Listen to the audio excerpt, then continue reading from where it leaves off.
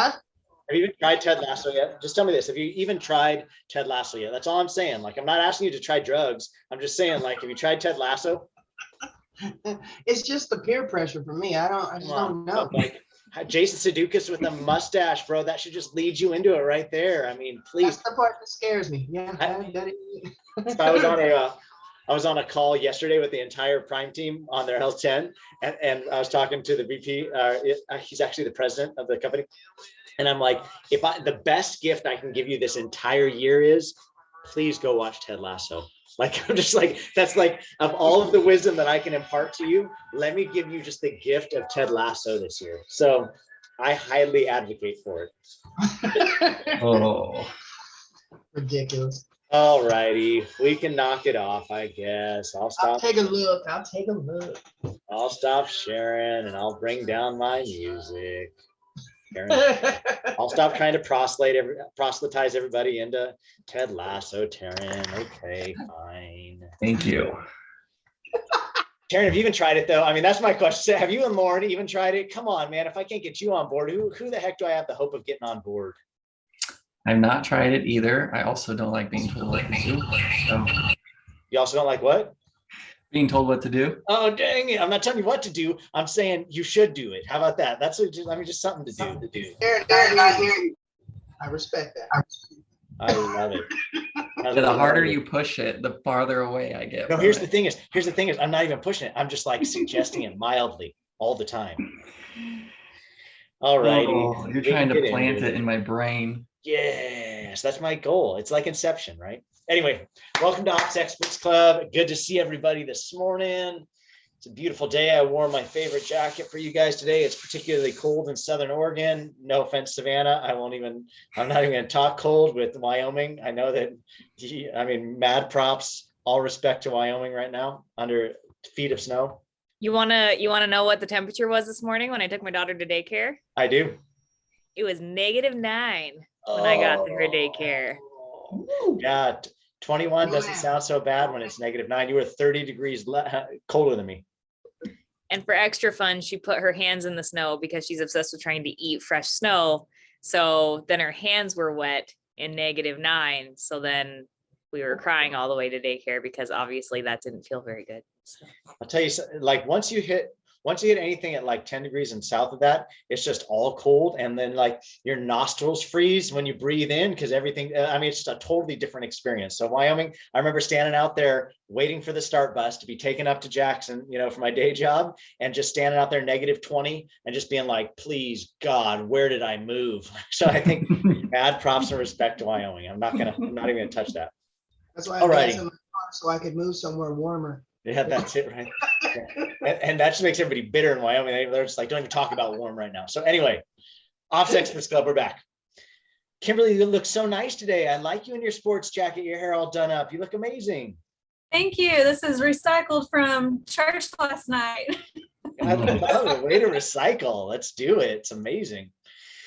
Alrighty, guys. So Ops Experts Club, I trust Savannah and Taryn did you right last week. All I heard was praise. In fact, I got more praise out of last week's call than I've gotten out of any Ops Experts Club we've done so far. And I'm like, forget those guys then, dude. Savannah and Taryn just run with this thing because they're obviously the badasses. So Savannah, thank you for bringing the heat. Taryn, thanks for supporting her well. And then thanks to anybody that gave us some mad props from last week. Obviously, everything is always in the membership area if you ever have missed anything, but I would definitely encourage you to tune in to last week's session because we did a great job. We're going to continue on this week talking about processes. This week is actually the final week of processes 1.0, and then we'll move on into people next week 2.0. So I think that this week, though, we're all on the fence. We're like, oh, it's a 5th week, but the content is so freaking good. We can't not talk about it today. So I'm really excited about what we're going to bring today and the heat that Taryn's going to bring today, talking about integrations. Integrations may not sound, and automations may not sound like the sexiest thing in the world, but once you see the action that can happen when you start automating things, it blows your mind, And I was just thinking this morning about anytime we start talking automations, my mind immediately goes Arnold Schwarzenegger, Terminator, when he's just like, the robots are going to take over. Like, don't trust the robots. I think that's always what my mind goes to. But I think that in this regard with automations, like this is the best kind of takeover. Because I think what the highest commodity any of us have, right, is our time. Bottom line, like that's the thing that we all only have a limited amount of. And any of you that are juggling things, which is all of us outside of just work, you know, with kids and spouses and hobbies and anything else, if you want to live a well-rounded life, you're looking for ways to do more with less. How can I do more with less of my personal time? You know, and Daryl and I talk about it. I feel like every single time we're doing a workout is like, how can we help Daryl elevate by delegating stuff down? You know, like Daryl's brilliance is what his time should be focused at, and anything that's not requiring Daryl's brilliance should not be things he's doing. So how can we task that out? And one of the cool ways about automations is it doesn't always take another human, right? Because I think that a lot of us who own businesses, run businesses, are thinking about keeping things lean. We're like, well, when it's sweat equity, when it's my equity, then I'm not having to pay somebody else to do it. But what we don't realize is, what are we robbing from the company by my brilliance going towards something that's below it? You know, like, how can I turn something into a standard operating procedure so that I can hand that off to somebody that I can pay less so that I can go make more with my time? Because what your people can't do is what you do, and that is create the magic. Like, they can't create the magic that has become your business. You know, your business has become your business because you have something to bring to the world. But if you're continually slogging in duties that are below you, then you're actually robbing the world of greater brilliance that you can bring to it. And so I think that sometimes as people that are running things or keeping an eye on the P&L and trying to keep our bottom number thick and trying to keep our upper numbers lean, we always think, oh, I don't want to bring on more people. Automations is a great way where we're not talking about multiplying hours. We're not talking about you needing to go find a new FTE, full-time employee, or even a PTE, part-time employee. We're talking about how can we plug in automations into existing systems that you're already using and make them even more efficient. So I hope that tantalized your taste buds. I hope you get super excited about it today, because like, I don't know who else could talk about it in a more brilliant way than Taryn. I think I could talk automations with you at some level, at a high level, maybe even like a mid-level, but Taryn's willing to just like dive in and pull you through the minutia and then bring you out on the other side and give you some good techniques and tips. So Taryn, with that, I'm going to turn it over to you. Aaron, thank you for tantalizing my taste buds. Oh man, Taryn tantalized taste buds, 3 T's. Yep. I think I'll piggyback on, you know, Aaron's very nice introduction there of automations. It kind of ties back a little bit to the delegate and elevate section, except in this situation, you are delegating it to a robot. So you found the things that nobody needs to do. You've worked out the process. You found tools that can do them for you. Now let's get that off your plate and let's automate it. And then the other thing that, you know, you kind of run in with a problem when you're starting out with this is you do have those end over end things you're doing all the time. You're like, oh, I can just do that. You know, it spends an hour, I'll do it. But every once in a while, if you just pause, you take a moment, you take twice as long to do it and to figure out how to automate it, and then you never have to do it again. But I know even I struggle with that sometimes. It's like, oh, I only have an hour, I just need to do it. Next time I'll spend 2 hours trying to figure out how to automate it. But once you do finally spend that time doing it, you're like, oh, I should have done this months ago. Karen, can I just say this? I just want to pause, and Savannah, maybe we can minute mark that one for Jesh for the video later. But I just think what you just said was freaking gold, because the reality is all of us talk ourselves out of it, right? We're like, I just need to hurry up and get this thing done, without realizing how many times have you just hurried up and got this thing done. And if you collect all those hurry it up and get those things done, it actually represents a huge piece of real estate in your time spectrum. And so if you would just take a little extra time this time, process it out, think, and Taryn, you do this so well, and I feel like you keep me so accountable to this, is, okay, wait a minute, why are we doing that right now though? Like, so, or when our clients ask us for things, just that you ask the next question, and that is, okay, but who's going to use this, and how much are we thinking about, like, where's this going to go? Because I think all of us get in the moment, we think this is what has to be done, but if you can just spend a little bit of time in architecture, and that's where you're brilliant, is just your architecture of how can we process this out, maybe spend a little more time now and never have to touch it again. So that, I thought that was beautiful. Thank you, Aaron. Yeah, I just made it up right here on the spot. That's how no good foresight. That's how good you are. I didn't plan this. Okay, yeah, so we're talking integration tools and automation being one of them. The first app you might hear a lot of people mention is Zapier or Zapier. Nobody really knows. It's like Fanta or Fanta. You can say it both ways. That's the one that a lot of people are using for automation and integration. basically Zapier is like the switchboard of the old phone operating. You've got somebody calling into the main switchboard, and then that person has to plug it in so it goes to the next person. Well, Zapier figured out how to take these apps that don't communicate with each other and let them communicate just with one central hub. So instead of your CRM having to connect to 100 different apps that only a few customers might use, it's connecting just to one, Zapier. And so Zapier then is connecting to all these hundreds of different apps. And so Zapier is controlling the switchboard and saying, okay, this is the information coming in. We need to decode it. We need to get that information, and then we need to recode it to this other app so that it feeds them. So that's kind of the cool thing about Zapier. We'll take a look here in a little bit on some Zaps, but I just wanted to walk you through a few more integration tools first. We've also got scheduled calls. I know we work a lot in, booking a call with people, or with sales teams, they want to book a call, or prospective clients booking a call. So there's Calendly, which is a popular one. There's Schedule Once. I personally use Calendly. I know Aaron loves Schedule Once. There's not much difference. They do the same thing, just a little bit differently. Calendly's a little bit cheaper, right? Like I think Calendly gives you a lot for free, and Schedule Once seems like they gouge me every single time I add anything. So yeah, they even charge you for a Zapier plugin, which suckers. is Suckers. So, with the integration side of those calendar tools is, let's say you have in your CRM, you've got your opt-in sequence.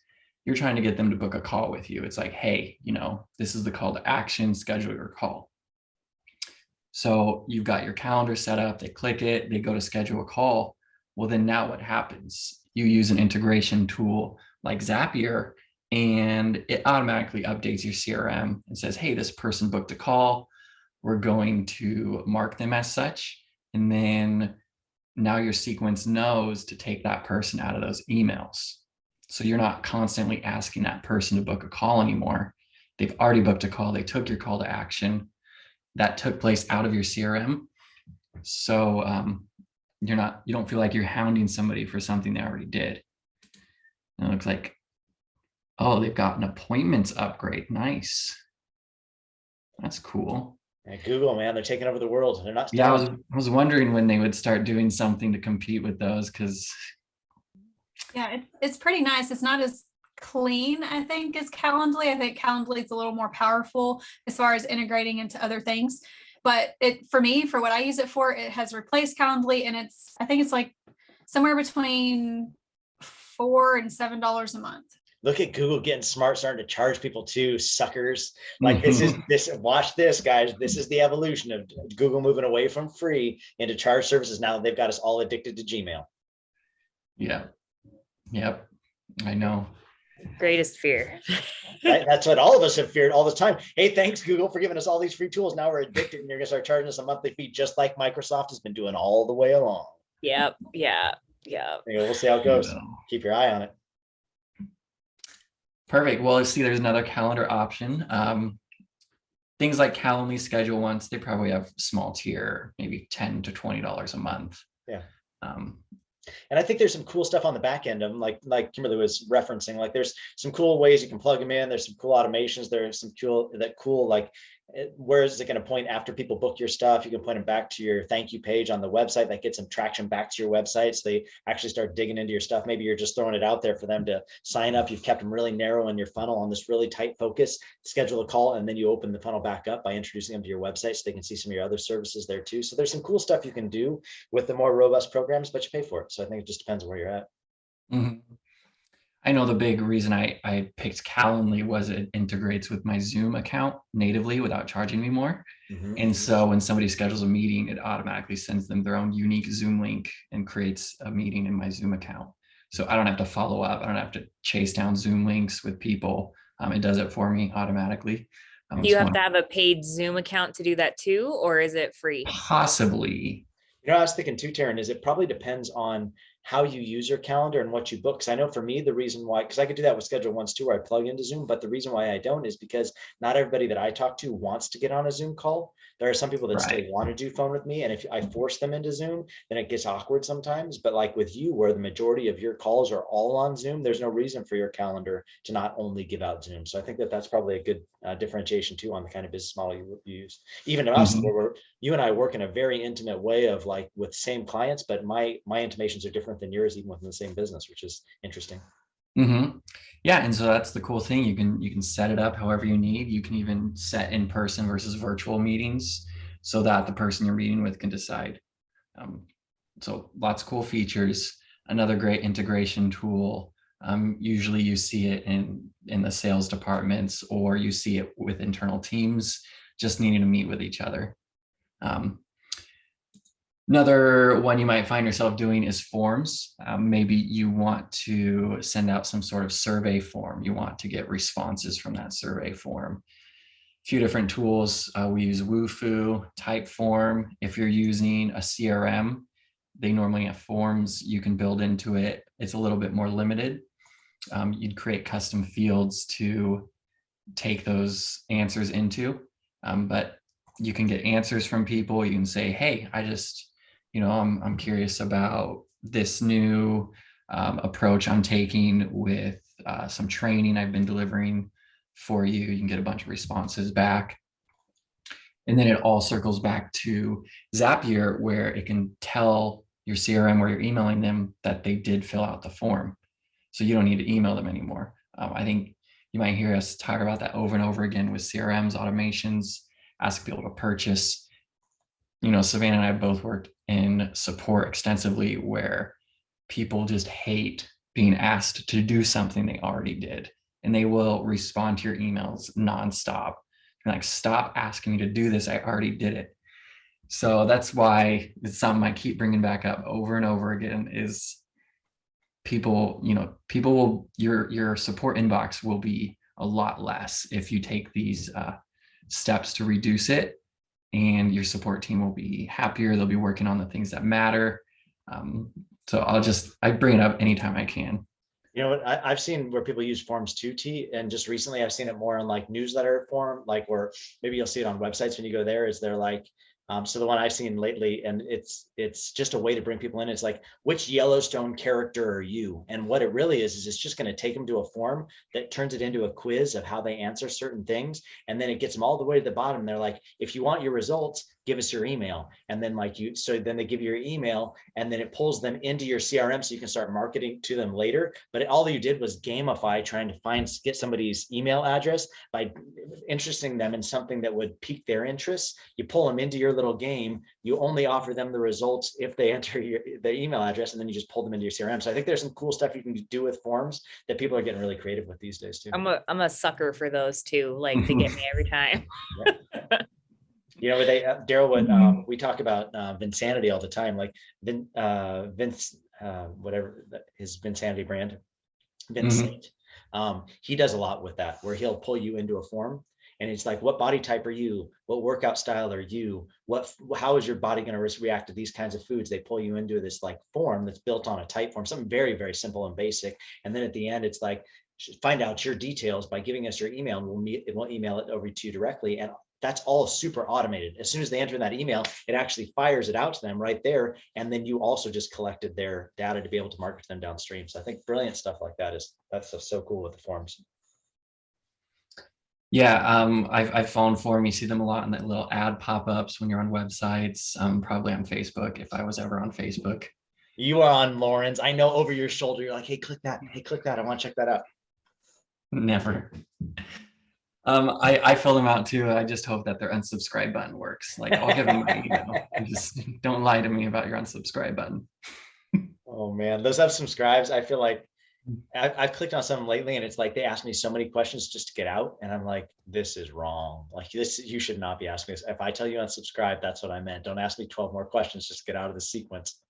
There's one that I keep forgetting does this to me, but they make you log in to unsubscribe because you have to manage your subscription details. And it's been so long since I did anything with their website that I don't know what my logins are. and I'm always doing it on my phone, and it's at like 5 o'clock in the morning when I'm like half asleep and like feeding my child, and I'm like, so then I just can't and they email me like twice a day. It's terrible. Anyway. That's funny stuff. The things you shouldn't do. That's what we're talking about here. Exactly. Don't be annoying. Easy unsubscribe. Very important for your customers. Brandon Burchard does a great job at his unsubscribe. I don't know if you guys have ever gotten signed up for any of his stuff, but I feel like when you go to unsubscribe, he gives you this super deep, like heartfelt, like, hey, these are the reasons why you would unsubscribe. This is the reasons why you wouldn't. I would encourage you, if you do unsubscribe, maybe just choose these couple of things here. You don't want to hear these kinds of things, but you still want to hear this. And it's like, man, that felt really like he was just talking to me, and it makes me feel bad every time I go to unsubscribe from Brandon Burchard. So maybe just think about how you're influencing people with your unsubscribe button. Is that why you're still getting his emails? I still get his emails, but the guy's just so good. He's just such a good-hearted human. I like the guy. Oh yeah, that's great. Yeah, so we talked forms. It's a cool integration tool. It's a cool tool. We got tons of cool tools. I like to say cool tool. Cool tool. Another one I'll bring up, Airtable, which a little more lesser known, but people like it. It's kind of a fancy Google Sheet or Excel spreadsheet. It's got neat features, and I know people tour. Come on, take me on a tour. Oh, come on, field trip with Taryn. That's what we all want. So we'll just, it's great for teams. It's great for, let's just open up this bug tracker template right here. That's amazing. I love bug tracker. What in the world? Let's use it.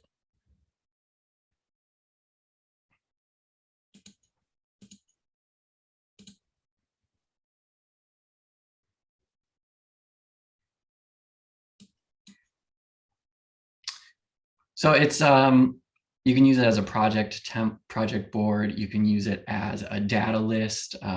We've used it for reporting. We've used it, you can have, see, it's got team members. All the boards plug in and talk to each other. Bug tracker, exit. No, get out of here. Okay.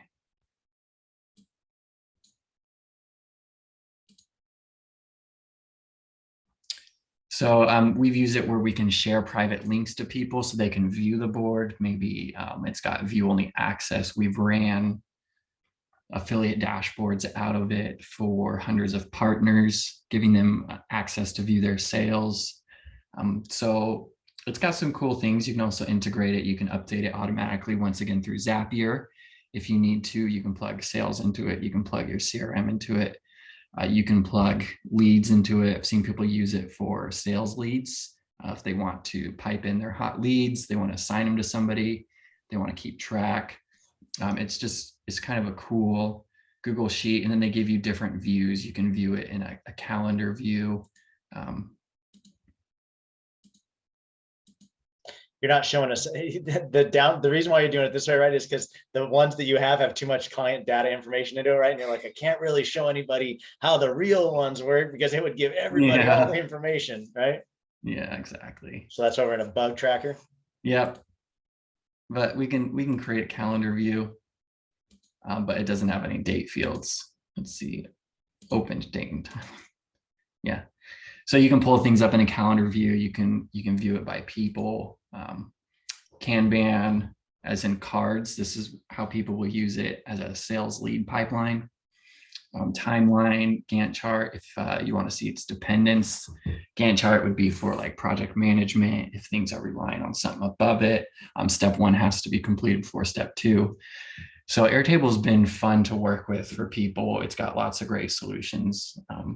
Great it essentially takes data, right? Data on a spreadsheet, which is really boring for a lot of people to use, and reformats it based on what you want to show people, right? Like that way, like it just keeps it interesting. And it also, you can segment who sees what and how. I know, like we did that for, I thought that was a cool thing that you did for Roasters when we created that their complaint log, and we wanted to break it out for all their different managers, 16 different stores. We didn't want everybody to see everybody's complaints, but they were all being cycled to one sheet. So then with Airtable, we created this visibility where we could send each individual manager their own sets of complaints And it kept it really streamlined because those are the only ones they would follow up on, but it would all roll back up into a main report that we could then bring back to the leadership team on an L10 meeting and say, hey, this is the number of complaints that were aired this week. This is the number of complaints that were followed up on this week. This is what the details are if you want to drill down on it. But it wasn't just like a boring spreadsheet. It was able to really be parsed out. And that way you didn't give anybody all the tools, all the keys, except for the one person you wanted to have all the keys. So I think it really is cool on breaking apart data that usually is a little bit boring to look at. Is it expensive? Well, let's take a look. I thought at baseline, I think they give you a few of them for a not too much. But I think that every intricacy that you add, I thought they added up.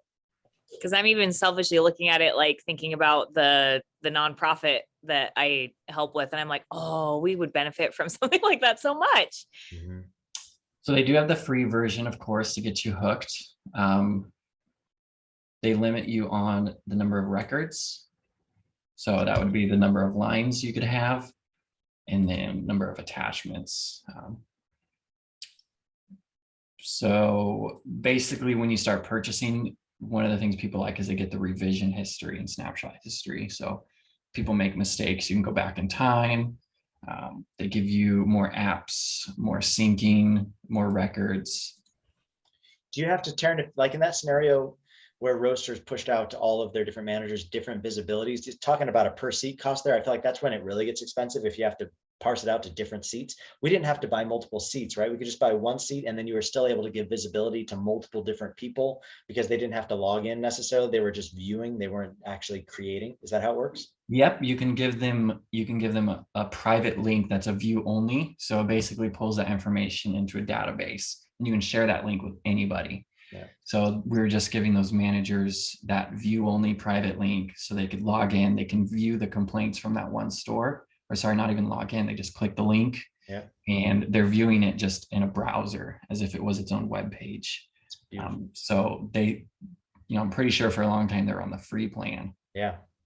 And then, I mean, it's nice to only go up $10. And I think we always advocate for, can you share a single seat as long as possible? Like, obviously you need to think about privacy. You need to think about how many cooks are in the kitchen, how many people could damage what you're creating. But I would say, like, it's great as long as you can to use a single seat and then only have to buy multiple seats if you absolutely have to.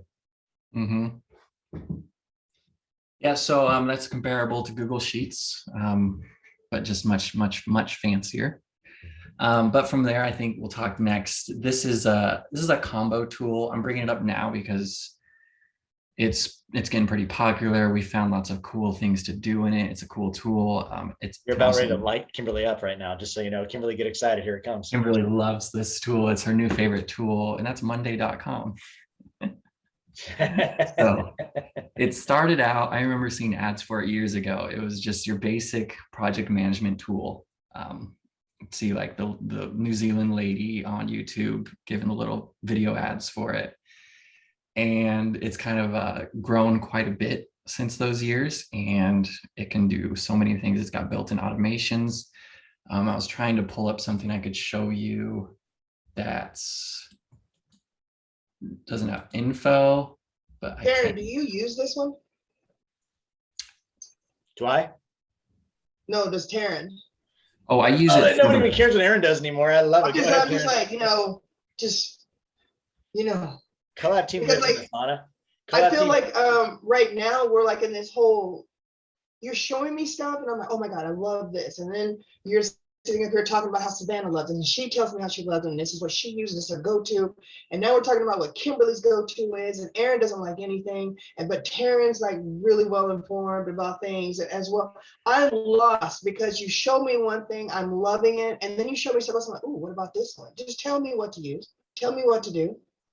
Taryn uses all of them. That's the hard thing, is that don't ask Taryn Taryn. If you want to get your all brain really tweaked, that's right. Ask Taryn what he does. I mean, they all solve a different pain point. The first question is what's your problem? The second question is what's your goal? You answer those two questions and it's like, okay, here's what we can do. Here's the app we'd recommend. Here's where we're going to take you. And then we'll take you on a trip. So I think probably, Daryl, it's you working through what's your nearest, most attainable goal. That's how I'll always help people with goals is what's the nearest most attainable goal that's going to give you a quick and easy win that's going to fuel you to want to do more. And I would say once you identify what that is, then I think we could probably recommend what would be the best automation to plug in. And then from there, we can do more and more. I think that it's not your job to know all the different pieces. I think a lot of it is just know what your pain points are and then come back with questions. I think that's what the whole Ops Experts Club is all about. So like knowing what your pain points are, drop them here in the Facebook group or in Slido or ask us live like this. And I think that we can help like walk you through it. So I think that just putting in the work on what's your biggest pain point. And Daryl, remember, you don't have to run all these things. Like if you find something that could really fill in the gaps and help your company, like you don't have to like set it up and do the thing. Like there are people that can do that for you and allow you the space to operate in your genius and yet still have these systems in place that are really going to help you be prepared to scale like you want to. Yeah, but I think like my frustration and this is not that, okay, this is not good enough for me. It's more, oh my God, that would be amazing. I'm gonna try that. And then he opens his mouth about something else. And then you come into it saying, yeah, that's my go-to. And I'm like, okay, I'm gonna go to her go-to now. And like, so I don't know where, that candy and on the other side of the fence, all those analogies about, I'm like, it looks good. Yeah. So I don't know where to stop. Yeah. It's tough. It's a tough one, but I do think Steven's got you on a good path. And I think he's got some things he's going to show you. I just talked to him a little bit this morning. He's got some good stuff like that would be first step, the right direction. And then we can start plugging other things in. But I think that like breaking apart your business and seeing what's the thing that's going to help Daryl most right now. And then let's move on to the next thing. All of us are growing, right? The tools we're talking about today will probably be outdated in a year or two, And so I think that it's always going to be evolving. And so it's just about evolving with it as you go and meeting your business where it's at.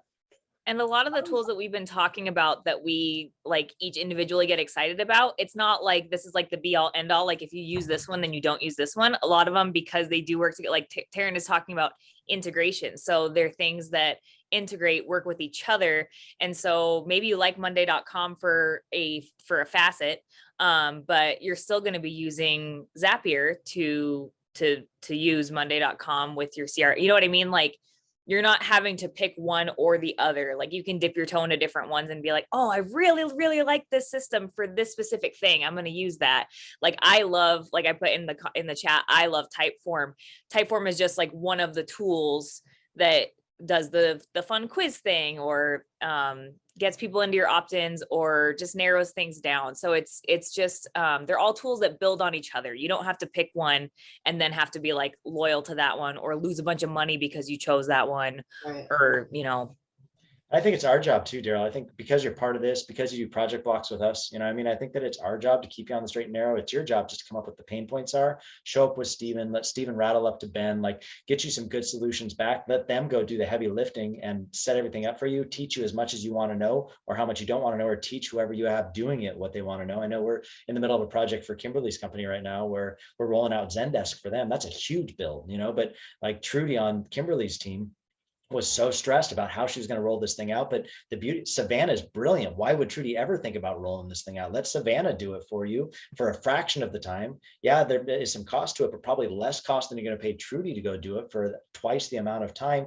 and probably is going to set it up in a way that is broken because she's never been in the middle of it before. So I think there is wisdom in leaning back into experts, especially when you're connected to us already. So I think a lot of our talks when you're beating me up on the mat is fuel for thoughts of, okay, so how should I be growing? Let me lean into my expert that I'm meeting with, consistently. Let's turn that into project block work and then let them bring me back to a more excellent place a month from now, Yeah, and I like bringing up all these different tools. Whenever I hear about a new tool, whenever I research new tools or apps, it's just fun to see what's possible, so that when new problems come up, I'm more well-versed on like, I don't need to know everything about this tool, but I've learned what's possible. So I can help solve a problem if this type of problem arises. So it's just fun seeing what's possible out there. We definitely don't recommend getting all the tools because they might not all serve you. And I think too, that's just so everybody hears very clearly, because then from top of Collab Team, which is me, and then straight down to Taryn and Savannah, they're right there with me, is our commitment to our customers is we don't want you to spend money you don't have to spend. Like, we're not going to advocate for you going signing up for a bunch of things that cost you something. We're going to go with free as long as we can ride free. And then we're going to get you at lowest base level as long as we can get to lowest base level. And then you'll have a decision. It's like a toggle, right? Like, hey, do you want this a little bit better automation? And that might cost you a little bit more. Or are you okay with toggling back the other way and just leaning into free a little bit longer until you've brought in more money? And then the toggle takes you up to a spend. So I think we're always going to try and get you in free or low as long as you possibly can, until you're like, no, I need this automation. I realize there's cost to it. Let's do it. Mm-hmm. Yeah. So I don't have anything Monday I can show you right now, but quick example, what I set up for somebody, they're looking for, they called it a coaching pick list. They have a bunch of leads. They had 50 coaches. They wanted them to be able to go through and pick their own leads or be assigned the leads. And so once their leads were assigned to them, it would show up on their own Monday board. So they could log in as guests. So we didn't have to pay for them. They logged in as guests, viewed their board, viewed their clients, took notes on the coaching calls, checked them off, updated statuses, and then could even mark them as invoiced so that their finance team could pay them for the coaching calls. So we were able to get them inside Monday.com at a cost of $15 per user, and with 50 different coaches with view-only access, or sorry, guest access, so they could edit their own records, as well as keeping other people's information private. And we thought it was going to be this super huge purchase, right, Taryn? Like, they were gearing up to have to buy this, like, or go build something, right? They had to build some new thing that's just to track it for their coaches. And Taryn came back and he's like, yeah, that's going to be $15 a month. And they're like, what'd you just say? Like, Yeah, that discovery was like, that was like, man, they should have taken Taryn out for like 15 steak dinners for Taryn built something so beautiful with so many intimate integration, like back and forth communications. It was a beautiful thing. But I know something simple, Taryn, that you may or may not know. Kimberly just took all of L10 documents into Monday.com. Like, and we do all of Steven's L10s inside Monday.com, except for scorecard. We kept scorecard out because of the way it lines out, left to right. And we like seeing the way that the sheet is, just keep it clean, keep it simple. There are no deliverables that come out of scorecard, but like anything that has deliverables, so rocks, issues, agenda items, we pulled it all inside of Monday.com for the sake of when you assign out tasks, those all can live in people's own personal workspace, and they can get the tasks from all those different meetings within Monday.com too. So I think the versatility, what you just mentioned, super complex, 50 different users, all of them getting different leads, contacts, multiple touch points, and then something as simple as just, we do our team meetings in there, and we've structured it in a way that lines out so we can rattle up tasks and keep it in everybody's workspace is cool too. Mm-hmm. Yeah, and circling back to the beginning, we also got Monday integrated with Zapier, so we can update Monday rows and columns. We can do further automations outside of Monday. So now that we've gone through a nice little circle of different apps we use all the time for clients that also need to be integrated, we'll just come back in here to Zapier, go on another field trip. Dude, show us the sexy, bro. That's what we want to see. I don't need to see your legs. I just want to see some, like, let's see some Zapier. I'm wearing pants, so you want to see. Dang it. Okay, go. Didn't mean to make it weird, but I just am saying. Go. So just a few simple zaps we have set up here. There's a pay ledger reminder. Every 2 weeks, it reads a calendar event, and then it sends an email out to the correct people to say, hey, submit your invoices because they're due today and we're going to pay them out next week. That's the most simple one. It's just reads off a calendar. And now every 2 weeks, we know that there's an email going out to these people on this Zap. It reminds them to submit their hours, and they're going to get paid next week. And this is actually on a free plan. It's not being paid for. So this is costing us $0. The way you work up towards buying Zaps or paying for Zap is you start thinking about, okay, how much is this going to save me? You spend $50 a month on Zapier, that might be 2 hours of an employee's time. So is your Zaps, or the Zaps you're setting up $50 a month, saving your employee 2 hours a month? I mean, you hit 2 hours a month in savings pretty quickly. So you start to realize, okay, this tool is now reducing the cost of man hours that would be doing this work. This is a great example though too, where you and I just paired me back from a paid plan down to a free plan because I'm like, hey, do we need that intricacy? Because Zap was charging us for there to be multiple step intricacies, and we're like, do we need that? And I felt like for me it was associated back to DrinkWorks, which is our energy drink creation product line for coffee shops, and I wasn't seeing enough action on this double step automation, and I'm like, unplug that. Like I can get to almost the same spot for free. Like let's just make a strategic decision of I'd let that run for a couple of years. I paid Zapier their fees for a couple of years for that complexity. I don't need that. Let's scale it back to free. And so we just use it for a few things now that are a much simpler integration, and we don't pay for it. Yep. So we did that to ourselves. We did that to ourselves. Do you want to take them in one? I mean, would it be cool to see the inside of it? Or sorry, I don't mean to wreck what you're going to do. Take us where you want. Yeah, and then I'm gonna show you a more extreme example of a Zap. So this one is set up when somebody buys a product, they're now going to a Monday board for the team to keep track of and to do follow up on after a few weeks. They've got tasks that'll populate. So the way it works is you choose your app, we choose our CRM. And the way Zapier works is they connect to, I don't even know how many they say anymore. Zapier.com. It's not going to take me there. Because you're logged in. Yeah, but they'll connect to, I wonder how many apps. These are my apps. But, you know, anything you can think of, Calendly, loading, you know, different calendar things, Google Sheets, Google Calendar, Google Drive, Google Forms, Google Contacts, Google Tasks, Google Analytics, Google Ads, MailJet, Mailgun, MailChimp, Zoho Mail. They even send their own emails, connect to Gmail. So I mean, I don't know if you saw at the front there too, but even just in terms of their ClickFunnels, which we've talked about on this call, Callfire is a texting app, you know what I mean, that it connects to, like DocuSign. Taryn's got him connected back. I'm sure he's going to show you that as he gets into intricacies, but just all these different tools that we've talked about on. The beauty of Taryn, what he's showing you is this is the switchboard. You plug in all of your apps that don't natively talk to each other, and you're able to travel information all the way through your company without manually aggregating information. Otherwise, people are typing in things. Did we fulfill that? Where'd that go? Did we get that out of that form? Did it come back to the main brain? I think Zap is awesome for us because it connects all of our key tools back into one spot. I want to Photoshop a picture of Taryn like over his face over one of like the little ladies like doing the switchboard from back in the day. I'm a switchboard operator. So I'm hardly ever working in an app where I've pulled into Zapier to get it connected and it's like, this does not exist. The only time it happens is if they're brand new and they're custom apps. Or if they're punks, right? Like, so like maybe some apps, I know sometimes Daryl and I've talked about this, like sometimes Square just doesn't like working with other people, you know what I mean? And so they make it particularly difficult, but put in Square, let's see what they do.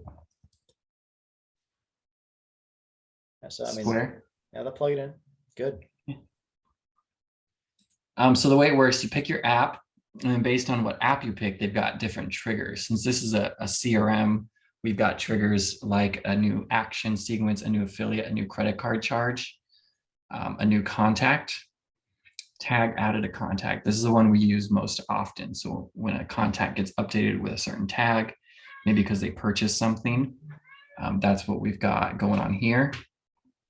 New payment, new subscription, you know, we got it all. Once you have your trigger, you set it up. So we've got the tag we're looking for here. And then you test your trigger by pulling in something that has that. And then you've got your action item where you choose another app. And based on what app you chose, you choose your action event. In this situation, we're going to create an item. Then you set up your action. So we have this already created in Monday, and it pulls in all of the column names. We're going to put in their name, email, phone number, and then we leave a lot of them blank because we have some Monday automations filling those in. Then the other cool thing we're doing, this is why this is a more advanced one, is once it's created that record in monday.com, it goes back to that Infusionsoft account and the contact that it pulled up there. And then it's going to,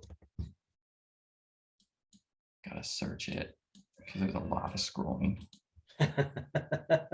It's going to put in that line ID that it created in monday.com, and it's going to add it to its own field here. The reason we're doing this is a different data row, so it's reading it differently. Further down the road, we have different automations set up for this one particular buyer that we want to update Monday. So with those automations, it's going to read the item ID from Monday and know that it's putting it in the correct row. So it's basically like its permanent data list ID. So, 2 weeks from now, when the customer does something, or maybe they sign their purchase agreement, it updates the contact that's in this item ID that their agreement was signed. If we don't have that in there, it's not going to be able to go back and update the same line item. And then that's it. The Zap is done and it's doing everything we want it to. And that way, I mean, so big picture, Taryn, explain to somebody what the workflows did and all that, like how many touching points, and then what does that do for CE, the customer experience department, for their visibility? Like, can you just kind of give somebody like a general workflow of how that worked? Yeah, so what it's doing is it's creating a data list for their sales team to know who's closed.